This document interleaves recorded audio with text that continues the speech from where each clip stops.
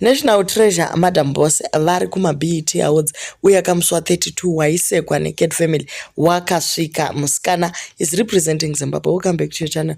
Please don't forget to like and subscribe. Vaposta ivo vana Michael Blackson na Torit Hart vakati there is power in connections.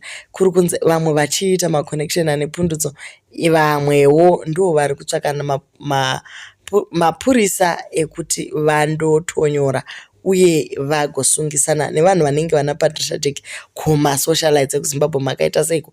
Kurikonewawo here kungoti well done Madam Boss, muchingogumira pamaskiti here naividiwe koka kana umwe mwana achinge akwira ndege kunorepresenta Zimbabwe zvichaita kuti mavhidhiyo enyu agoitawo viral nekuti makuzikamwa just because she has represented kokungotiwo well done Madam Boss. Ko munobveiko? Chafadza ndechekuti Mura akataura akati well done Maidzabu, you have done well. Asi tisati tapedza vhidhiyo ndikatimbotaura ko makadzi anga akapfekei.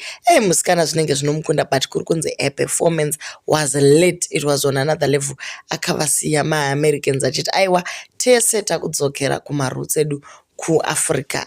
Please do leave your comments on what you think. Uye ticharamba tichingokupai as the day unfolds. Mangwana kuri kunzi guess kuti gauni rake richange rerudzi.